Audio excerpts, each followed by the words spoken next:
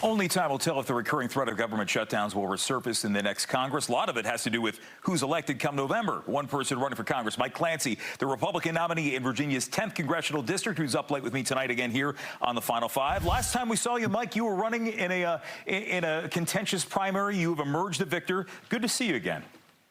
Oh, great to see you. Yes, we had a great victory. We came through with 64% of the vote. We were able to unite all the factions of the party, and we have a tremendous momentum, and we've been sprinting ever since. Yeah, I believe it. I mean, this is an open seat. Congresswoman Jennifer Wexton is vacating it. It is a district that has been redistricted over time, once represented in part by Barbara Comstock, then Congresswoman Wexton. In this race, Mike, what are we looking at in terms of the main issue that you're running on? Right.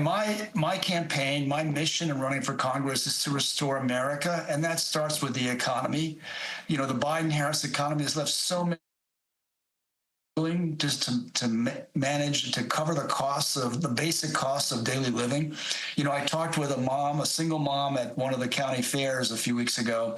She has 2 teenage sons, and she told me her major issue: grocery prices, as you might imagine. Anyone who has teenage sons knows what she means. And you know, when those $100 worth of groceries 4 years ago now costs $125, people are using credit cards to pay for those groceries, which have, you know, 25% interest rates. And now we're seeing, you know, delinquencies on these credit cards is at a rate of 40% and a softening job market. So the economy is issue number one with the voters and across this 10th district. Obviously, we don't know what party will be controlling Congress come November. It looks like it could be a coin flip, at least on the House side. The Republicans control it now. Regardless of who's in the majority come November, if you were to be elected, how do you go about that? How do you look at the economy and say, I, as one of 435, can enact this to make things better for the people in the district?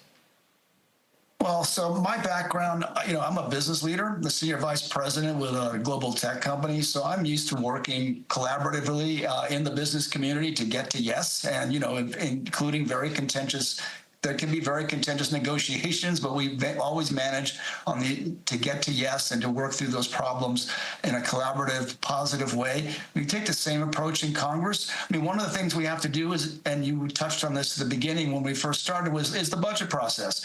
We have to address fiscal responsibility. We have to rein in this $1 trillion spending that's driving inflation. We have to get to a balanced budget, and we need to end this cycle of continuing resolutions, which is very disruptive for the operation of the government, but also for the business community and government contractors and federal employees. So I think with a new Congress, there are going to be a number of new fresh faces. I think we're looking for strong collaborative work, and that really is a byproduct of my business experience. Yeah, and that's certainly one thing that we've learned in this Congress too, is regardless of the letter after your name, I mean, a lot of the things, it's so narrow, that majority, that it has become difficult for Speaker Johnson to pass certain priorities because you have some warring members of within the faction there.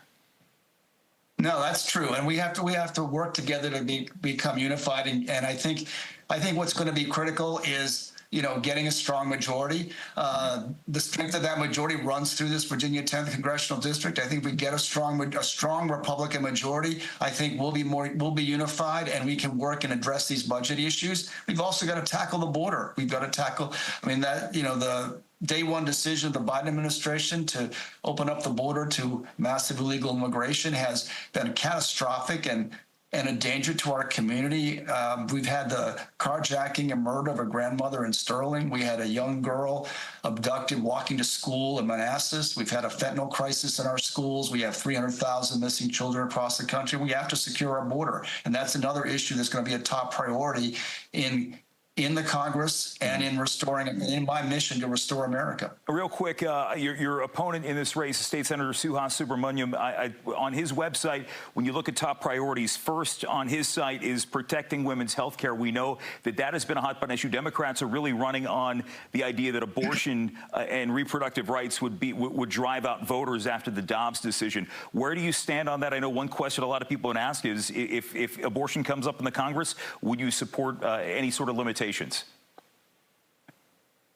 So the Dobbs decision made it quite clear that the issue of abortion has been returned to the states, and the state legislatures and the voters of those states should legislate their approach to abortion. So I don't support any federal action on abortion.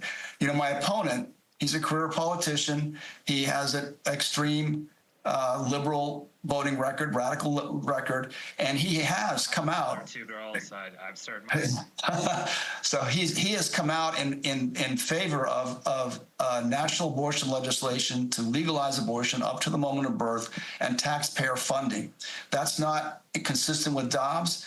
I would oppose any federal legislation on abortion because it belongs in the states. Early voting just about to get underway in Virginia, which is very fortuitous to have you join us here on the show tonight. Mike Clancy, what's the website? I see it above your head, but you can tell our viewers. Yes, Mike Clancy, MikeClancyForCongress.com, and Twitter is @MikeClancyVA. And please, folks, if you want to make a difference, you want to affect change, get out and vote on starting September 20. Mike, good to see you again. Thanks for joining us.